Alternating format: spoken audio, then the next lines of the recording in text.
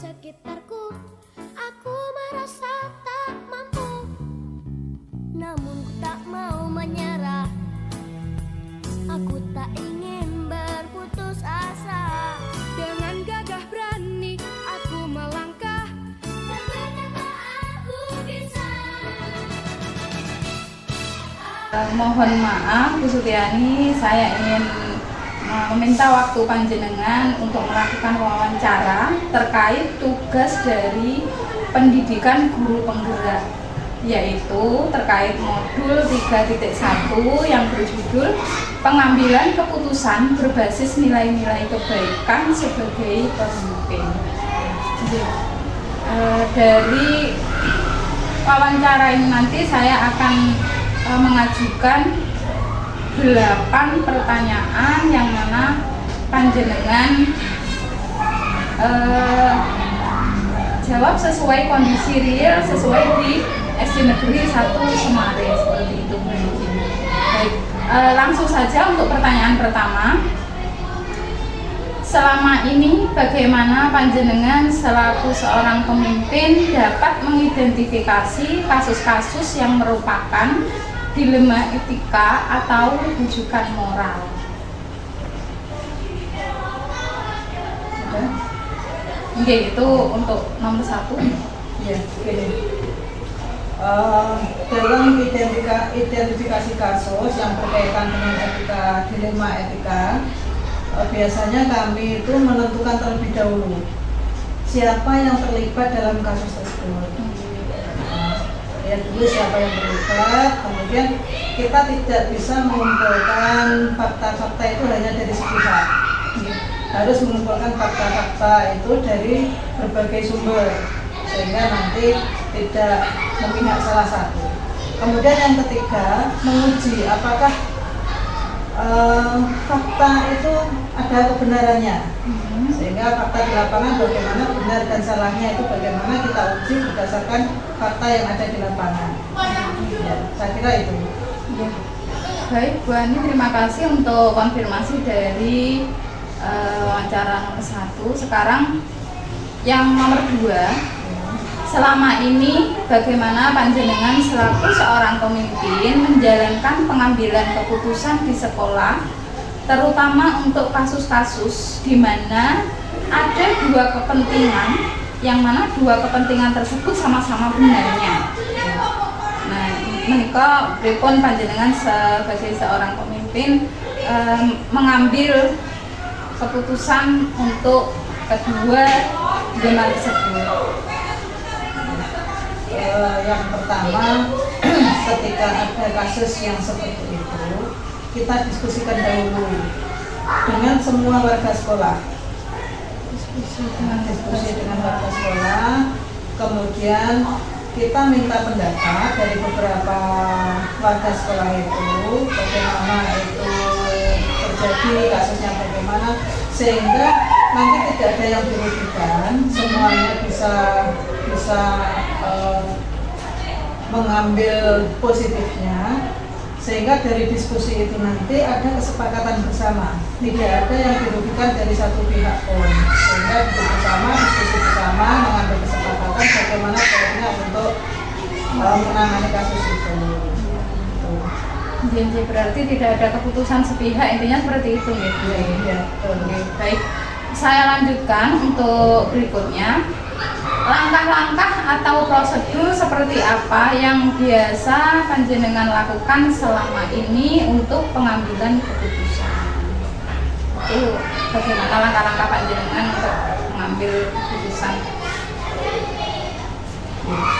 Yang pertama, ketika kita mau mengambil keputusan, yang jelas kita harus melihat dari beberapa sisi, tidak boleh melihat dari satu sisi, sehingga kalau nanti kita melihatnya dari satu sisi, nanti ada penilaian yang tidak real, ada yang diuntungkan, ada yang merasa dirugikan, sehingga kita melihat masalah itu dari berbagai sisi. Yang kemudian yang kedua, masalah timbul itu karena apa? Penyebabnya berarti diidentifikasi penyebabnya. Ya, penyebabnya apa? Sehingga timbul masalah itu. Setelah itu kita libatkan dalam permasalahan itu kita libatkan orang yang terlibat sekaligus dengan beberapa warga sekolah. Seperti yang tadi disampaikan bahwa itu kita laksanakan diskusi untuk menyelesaikan masalah itu sehingga muncul kesepakatan bersama mendapatkan hasil yang baik untuk bersama juga. Baik, jadi melihat dari beberapa sisi masalah tersebut, kemudian penyebab masalahnya timbul itu karena apa, diidentifikasi terlebih dahulu. Makaten gitu. Iya, betul. Untuk berikutnya, hal-hal apa saja yang selama ini panjenengan anggap efektif dalam pengambilan keputusan pada kasus-kasus dilema etika. Jadi bagaimana panjenengan selaku seorang pemimpin ini keputusan saya ini nanti ini akan efektif untuk lembaga ataupun untuk semua warga sekolah, khususnya untuk murid seperti itu. Kalau seperti ini, kita memberikan satu contoh sosok yang menjadi panutan, kemudian sosok itu sosok yang baik, bagaimana sosok panutan itu mengambil keputusan secara bijaksana. Kemudian selain mengambil sosok panutan itu, kita juga mempertimbangkan situasi dan kepentingan yang terlihat. Kepentingan yang terlihat ini dikandung maksud bahwa kepentingan adalah kepentingan bersama, bukan untuk kepentingan pribadi. Sehingga betul-betul memang dalam pengambilan keputusan ini memang untuk bersama. Tidak ada satu merasa untung, satu merasa dirugikan, tidak seperti itu. Baik, jadi memberikan panutan atau sosok panutan. Kemudian yang kedua adalah bagaimana mengidentifikasi kepentingan yang terlihat. Jangan sampai keputusan ini mengandung atau berpihak pada kepentingan tertentu, seperti itu. Baik. Untuk berikutnya yaitu nomor 5, hal-hal apa saja yang selama ini merupakan tantangan dalam pengambilan keputusan pada kasus-kasus dilema etika. Nah, ini mungkin hubungannya sama warga sekolah, sama orang tua, seperti itu, Bu. Tantangannya adalah kita harus memberikan satu keputusan yang baik untuk semua. Baik untuk semua itu artinya menguntungkan kedua belah pihak, baik untuk kedua belah pihak juga baik untuk lembaga. Kemudian keputusan yang diambil nanti itu juga berdasarkan peraturan yang ada. Mungkin di sekolah punya peraturan, di mana peraturan itu untuk kebaikan bersama, yaitu yang kita gunakan sebagai pedoman. Kemudian keputusan diambil itu jangan sampai mengistimewakan satu pihak. Artinya keputusan dengan prinsip untuk kebersamaan, untuk kebaikan bersama, maka keputusan diambil nanti tidak boleh berprinsip pada satu orang, mengistimewakan satu orang, tapi merugikan yang lain. Sehingga itu prinsipnya, prinsip keputusan tidak melanggar peraturan dan tidak mengistimewakan siapapun. Jadi kita panjenengan sudah sebagai pemimpin atau kita nantinya sebagai pemimpin harus tidak ada kecenderungan kepada subjek tertentu seperti itu, Bu. Untuk pertanyaan berikutnya, apakah panjenengan memiliki sebuah tata kala atau jadwal tertentu dalam sebuah penyelesaian kasus dilema etika? Apakah panjenengan langsung menyelesaikan di tempat atau memiliki sebuah jadwal untuk menyelesaikannya? Bentuk atau prosedur seperti apa yang panjenengan jalankan selama ini dalam pengambilan keputusan dilema etika? Makaten, Bu. Masalah yang timbul, kemudian sampai kepala sekolah mengetahui, kemudian ada tuntutan harus menyelesaikan, maka ketika mau menyelesaikan itu membutuhkan proses. Tidak serta-merta harus kita putuskan sendiri, harus diputuskan oleh kepala sekolah tidak. Tapi melalui proses yang dimaksud kita bisa meminta pendapat dari beberapa guru bagaimana itu terjadi, kemudian kita bisa meminta masukan atau pendapat dari beberapa warga sekolah atau bapak ibu guru untuk menyelesaikan kasus itu, sehingga dalam permasalahan yang terjadi nanti bisa menyelesaikan dengan baik, karena tidak serta merta ada masalah langsung diselesaikan. Jadi ada proses untuk kebaikan bersama itu. Berarti ada waktu tertentu untuk ibaratnya mengolah sebelum takutnya nanti akan ada keputusan yang kurang berpihak kepada semua warga sekolah seperti itu. Untuk berikutnya, adakah seseorang atau faktor-faktor apa yang selama ini mempermudah atau membantu panjenengan dalam pengambilan keputusan dalam kasus-kasus dilema etika? Maksudnya mungkin adakah sumber atau faktor-faktor yang memudahkan panjenengan dalam pengambilan keputusan? Kalau mengambil keputusan terkait dilema etika, pihak sekolah seharusnya tetap melibatkan warga sekolah, di mana warga sekolah itu adalah warga sekolah yang memang betul-betul memiliki kedekatan dengan atas permasalahan yang terjadi. Yang kedua, pihak sekolah bisa melibatkan pihak terkait atas kasus yang ada, sehingga ada penyesuaian kasus yang seperti ini saya harus melibatkan pihak siapa, itu jelas. Jangan sampai kita memilih pihak yang kurang tepat, sehingga pihak terkait itu harus sesuai dengan permasalahan yang terjadi. Bisa dari tokoh masyarakat, bisa dari bapak ibu guru yang ada di sekolah, bisa dari mindset kita. Kemudian ketika ada dilema masalah seperti ini, dilema etika seperti ini, kita juga harus melibatkan orang tua, karena sebagian besar waktu anak itu berada atau bersama dengan keluarga, apa yang terjadi di sekolah harus juga sepengetahuan orang tuanya, sehingga sangat dimungkinkan untuk keterlibatan orang tua dalam kasus dilema etika ini. Baik. Jadi keterlibatan. Untuk pertanyaan berikutnya, dari semua hal yang telah disampaikan, pembelajaran apa yang panjenengan dapat petik dari pengalaman panjenengan mengambil keputusan dalam menghadapi dilema etika?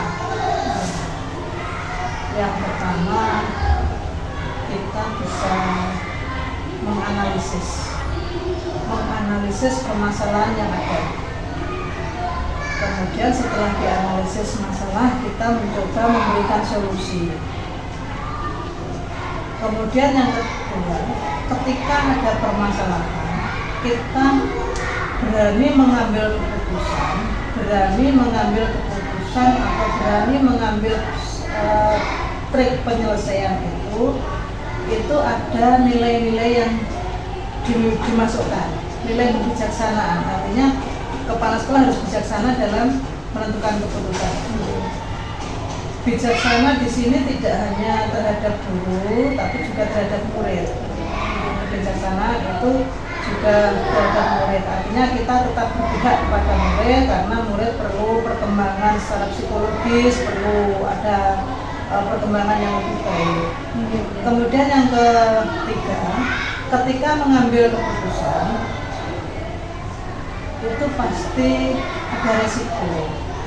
Resiko itu terutama bagi orang-orang yang merasa dirugikan.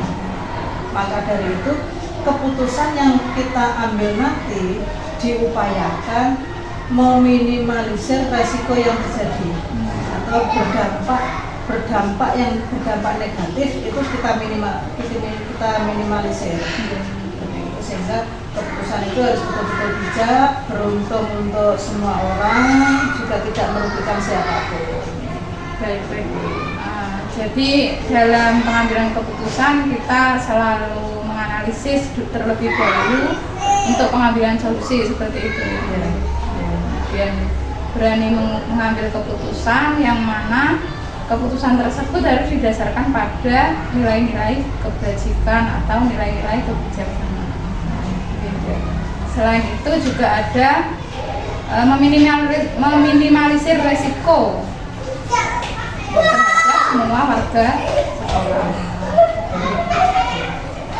Baik Bu Sutiani, terima kasih sekali atas waktu yang telah diberikan kepada saya dalam sesi wawancara hari ini. Saya sebagai calon guru penggerak di SD Negeri 1 Semarang merasa sangat terbantu dan juga mendapatkan banyak pembelajaran dari proses wawancara ini. Semoga hal ini menjadi hal yang bermanfaat khususnya untuk diri saya sendiri sebagai calon guru penggerak di SD Negeri 1 Semarang. Terima kasih Bu Ani, saya akhiri. Assalamualaikum warahmatullahi wabarakatuh. Waalaikumsalam warahmatullahi wabarakatuh. Assalamualaikum warahmatullahi wabarakatuh. Waalaikumsalam warahmatullahi wabarakatuh. Baik, selamat siang Bu Indah. Selamat siang Bu. Saya Siti Aminah, calon guru penggerak angkatan 11 dari Kabupaten Nganjuk, tepatnya dari kelas 069.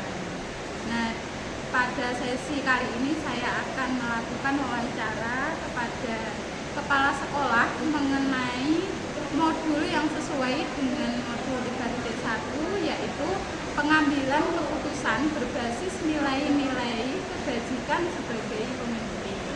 Nah, dari kegiatan wawancara ini nanti ada 8 pertanyaan yang ingin saya sampaikan kepada Ibu yang panjenengan konfirmasi sesuai dengan keadaan di sekolah panjenengan sebagai kepala sekolah seperti itu. Monggo. Dari pertanyaan-pertanyaan tersebut, pertama, selama ini bagaimana panjenengan atau Bu Indah sebagai seorang pemimpin dapat mengidentifikasi kasus-kasus yang merupakan dilema etika atau bujukan moral seperti itu? Kalau saya mengidentifikasi kasus dilema etika atau bujukan moral, ini yang pertama saya melihat dulu dari segi hukum. Jadi kalau misalnya melanggar hukum, maka sudah tentu ini adalah benar lawan salah. Kemudian yang kedua, saya akan menganalisis apakah keputusan yang akan saya ambil itu antara benar lawan salah atau bujukan moral atau benar lawan benar dilema etika. Jadi nanti kalau istilahnya pengambilan keputusan tentang dilema etika, ini saya harus bijaksana. Baik, terima kasih Bu. Untuk yang kedua, selama Bu Endah ini menjadi kepala sekolah, bagaimana menjalankan pengambilan keputusan di sekolah, terutama untuk kasus-kasus di mana ada dua kepentingan yang sama-sama benar. Nah, ini kok bagaimana panjenengan dapat mengidentifikasi kasus tersebut? Jadi sebelum mengambil keputusan ini saya nanti harus menemukan fakta. Karena kan fakta itu memang penting sekali ya. Kita memutuskan segala sesuatu itu tidak langsung tanpa fakta. Tapi saya kumpulkan fakta dulu, saya kumpulkan data-data yang benar. Kemudian siapa saja yang terlibat. Saya juga harus menganalisis benar salahnya. Kemudian membuat alternatif solusi dan membuat keputusan. Kemudian juga merefleksikannya secara bersama dengan para guru, dengan warga sekolah juga. Baik, berarti identifikasi fakta, kemudian siapa saja yang terlibat dan juga melibatkan seluruh warga sekolah seperti itu. Untuk yang berikutnya, langkah-langkah atau prosedur seperti apa yang biasa Bu Endah lakukan selama ini dalam mengambil keputusan? mengidentifikasi masalah ini saya akan mengklarifikasi dulu tujuan khusus yang diinginkan, kemudian melakukan diskusi ya dengan pihak-pihak yang terlibat dalam pengambilan keputusan, karena kita diskusikan dulu ya masalahnya apa, bagaimana solusinya seperti itu. Terima kasih Bu ya. Untuk berikutnya, hal-hal apa saja yang selama ini Bu Endah anggap itu efektif dalam pengambilan keputusan pada kasus-kasus dilema etika? Dalam hal ini ya saya hal yang efektif itu yang pertama itu adalah saya mencari tahu siapa saja yang terlibat. Mungkin nanti saya sendiri, wali kelasnya, kemudian orang tuanya dan siswanya sendiri. Dan yang kedua adalah pengambilan alternatif pemecahan masalah. Apakah masalah ini ringan atau masalah ini berat, apakah masalah ini termasuk dilema etika, ataukah masalah ini termasuk kejutan moral. Dan yang ketiga saya akan mempertimbangkan situasi dan kepentingan yang terlibat. Untuk yang nomor 5 Bu, untuk berikutnya, hal-hal apa saja yang selama ini merupakan tantangan dalam pengambilan keputusan sebagai seorang pemimpin? Jadi dalam pengambilan keputusan itu yang menjadi tantangan pemimpinan dalam mengambil keputusan itu apa? Kalau tantangan itu yang pertama ya, tentu tidak menguntungkan dari kedua belah pihak ya, karena hal tersebut membuat dilema dalam pengambilan keputusan yang adil. Ya, kita harus membuat keputusan itu harus bijaksana, harus adil, seadil-adilnya dan tidak memberatkan salah satu pihak, tidak merugikan salah satu pihak seperti itu.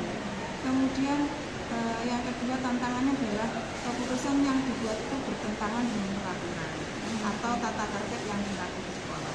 Misalnya tata tertibnya seperti ini, saya mengambil keputusannya seperti ini. Jadi rasa keadilan dan rasa istilahnya kasih sayang, belas kasihan ini loh yang kita harapkan itu menjadi tantangan. Berarti bagaimana kita mengambil kebijakan yang tidak berpihak kepada satu dari yang terlibat dalam kasus tersebut gitu Bu. Iya. Baik, untuk berikutnya, apakah panjenengan sebagai seorang pemimpin memiliki sebuah tata kala atau jadwal tertentu dalam pengambilan keputusan ini, atau langsung menyelesaikannya di tempat, atau memiliki jadwal untuk menyelesaikannya, bentuk atau prosedur seperti apa yang panjenengan lakukan? Kalau jadwal atau tata kala ini saya lihat dulu permasalahannya ya. Kalau misalnya permasalahan ini saya kira ringan, jadi saya harus memutuskan saat itu. Karena apa? Dengan keputusan ini saya anggap adil, saya anggap permasalahan yang ringan, nanti tidak terbebani sampai rumah. Seperti itu. Tetapi kalau misalnya masalah saya anggap berat, saya perlu jadwal, perlu prosedur. Jadi perlu beberapa orang, perlu beberapa pihak untuk memutuskannya agar keputusan ini benar-benar adil. Berarti melihat seberapa berat atau bagaimana kasus tersebut nanti supaya kita tidak reaktif dalam pengambilan keputusan. Untuk berikutnya, apakah ada seseorang atau faktor-faktor apa yang selama ini mempermudah atau membantu panjenengan atau membantu Bu Endah sebagai kepala sekolah dalam pengambilan keputusan dalam kasus-kasus dilema etika tentunya? Yang pertama itu saudara yang membantu wali kelas. Jadi saya kan bukti-bukti ada, nah ini membantu sekali. Kemudian saya juga harus kolaborasi dengan teman-teman atau warga sekolah. Jadi kalau masalah kita selesaikan dulu dalam sekolah. Nah kebetulan di sekolah saya itu tahun lalu ada CPB. Nah, beliau itu juga memberikan Bu kalau ada dilema etika gimana caranya. Itu sangat membantu sekali. Tetapi kalau misalnya masalah yang ini tidak bisa kita selesaikan intern, saya nanti juga ada komite. Karena apa? Komite ini yang menjembatani antara pihak sekolah dengan istilahnya wali murid seperti itu. Baik. Jadi kita tidak bisa bekerja sendirian, kolaborasi selain dengan rekan sejawat kita sebagai di sekolah, tetapi juga kolaborasi dengan komite dan juga juga orang tua murid seperti itu. Bu. Betul, betul. Untuk ini kalimat pertanyaan terakhir Bu ya. Monggo. Dari semua hal yang telah disampaikan, pembelajaran apa yang dapat Bu Endah petik dari pengalaman Bu Endah mengenai pengambilan keputusan dilema etika? Ada beberapa hal yang bisa saya petik. Yang pertama adalah istilahnya saya menjadi lebih bijaksana dalam menganalisis sebuah permasalahan untuk dijadikan pertimbangan, ya, menentukan solusi yang terbaik. Ya. Kemudian kedua, setiap pengambilan keputusan ini istilahnya harus sesuai dengan nilai-nilai kebajikan dan berpihak pada murid. Nah, yang ketiga itu adalah setiap mengambil keputusan itu pasti ada resiko. Ya. Oleh sebab itu saya akan buat suatu keputusan akan meminimalisir resiko yang terjadi. Baik. Jadi bagaimana kita setiap keputusan kita ambil mengandung nilai-nilai kebaikan dan juga meminimalisir resiko. Begitu Bu Endah. Baik Bu Endah, saya rasa cukup untuk wawancara mengenai dilema etika hari ini. Saya berterima kasih sekali atas waktu yang sudah panjenengan berikan untuk saya, dan semoga kita mendapatkan pembelajaran